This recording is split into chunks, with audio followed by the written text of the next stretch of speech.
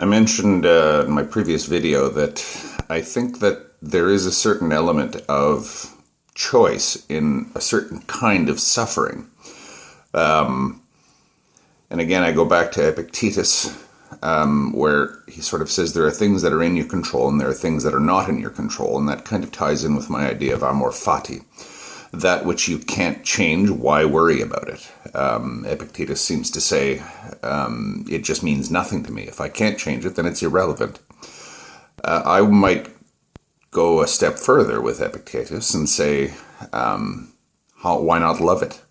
You know, doesn't loving your fate, even however horrible it is, feel a lot better, make you a lot more fulfilled as an individual, happier, whatever.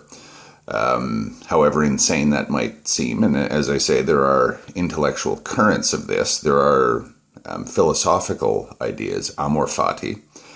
I mentioned Vivekananda's poem called Kali the Mother, that ends with, he who would dare misery love and hug the form of death, dance in destruction's dance, to him the mother comes.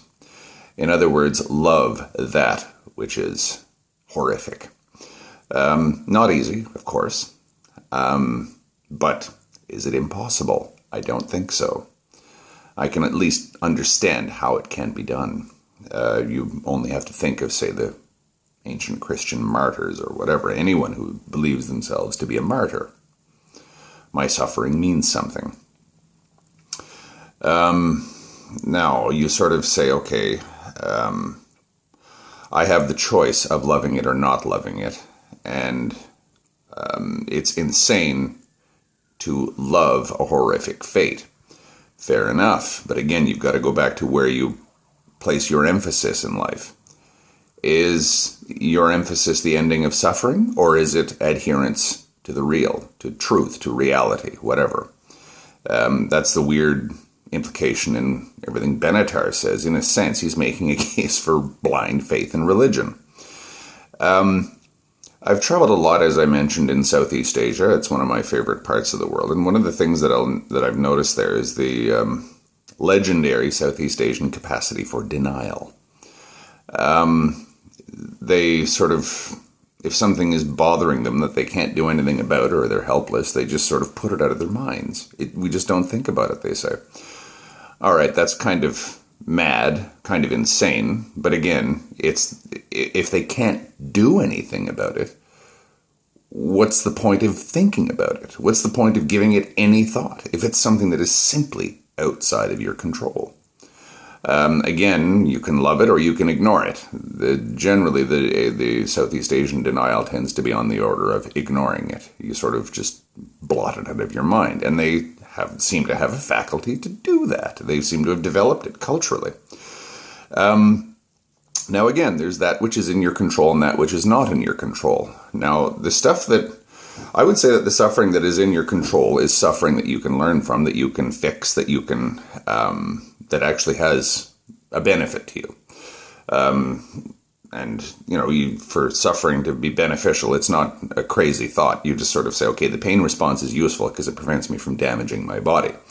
I touch a hot plate on the stove and I yank my hand away because it hurts in a stimulus response action, as opposed to thinking about it, because I don't want to suffer that, and I don't want my hand damaged. The suffering there is just an early warning sign. It's just to say, get your hand off that hot plate. So again, I don't want that suffering to be abolished. You'd lose bits and pieces of your body and possibly be killed if you didn't have that response. So that is a type of pain that you might not want to abolish, and it's one that you might want to pay attention to.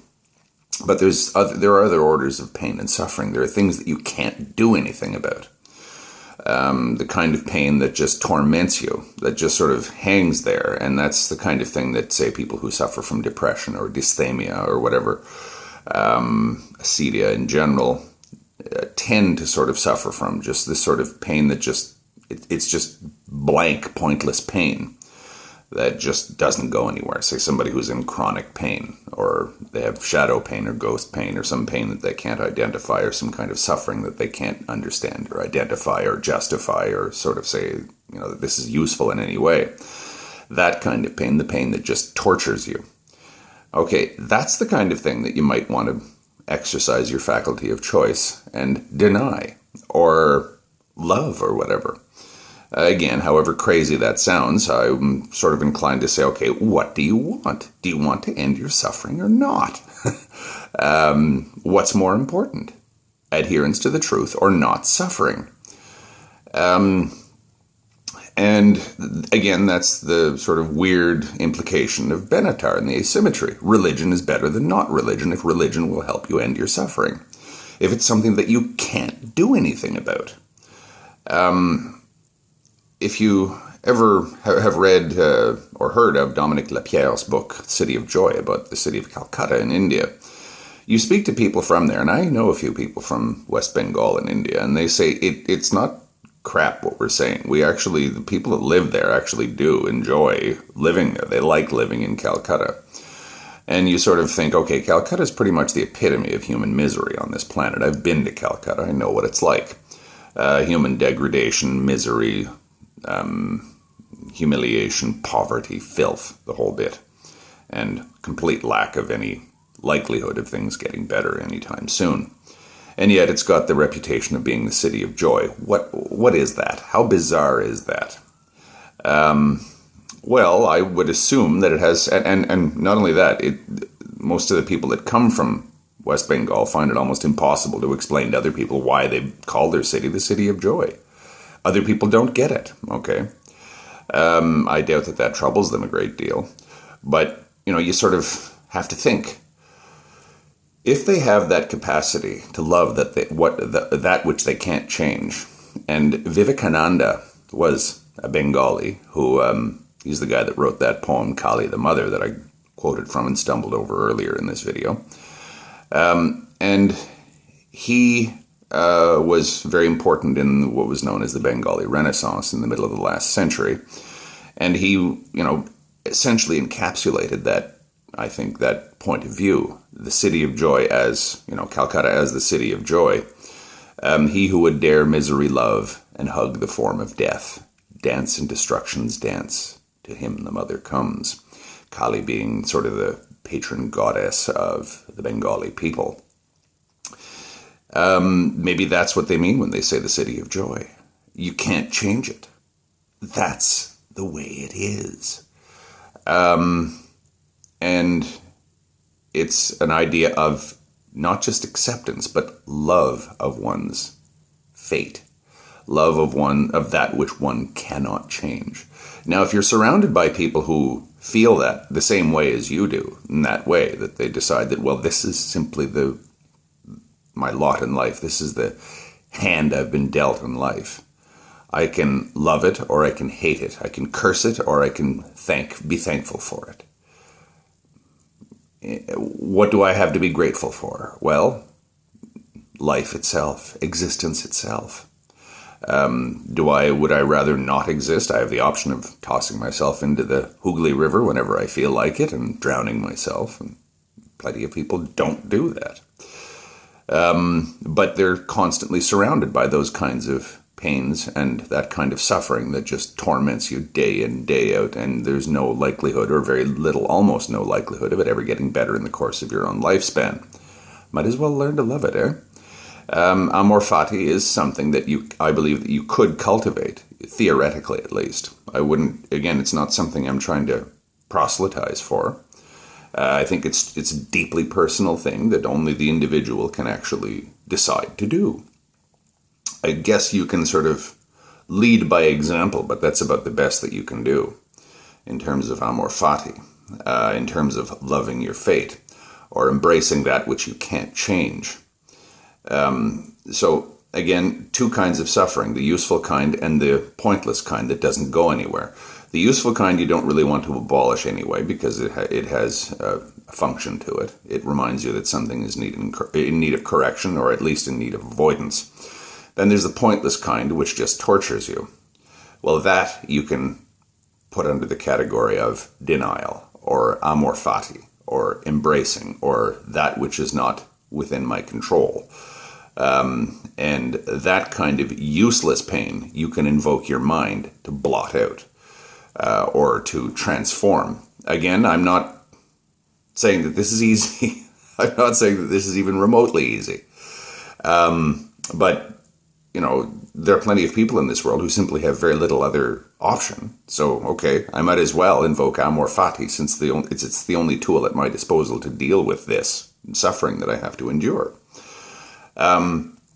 So I will choose to invoke this for that kind of pain that is just going nowhere, that is just pointless, that is just torturing me. I will consciously play tricks with reality. Because, again, if I agree with Benatar, if I agree with people that say that the only thing that has value is suffering and its eradication is the only thing that matters up to and including the extinction of humanity, why don't I just alter reality? Why don't I just sort of have some sort of controlled insanity here and say, I'm going to not believe in the reality of the suffering that I am unable to do anything about. I think that that's pretty much at the root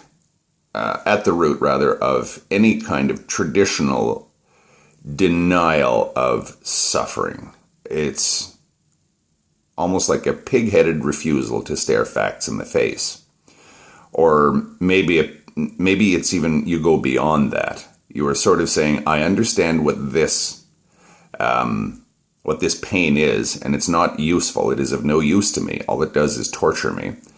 Therefore, I am going to separate myself from it. I'm going to create an unbridgeable gulf between myself and that suffering. One could say that it's acceptance. One could say that it's denial. One could say that it's sublimation. One could say that it's any number of things. And, you know, the general gist of it all is that it takes on the dimensions of a delusion. But again, what's more important? Do you want to end your suffering or not?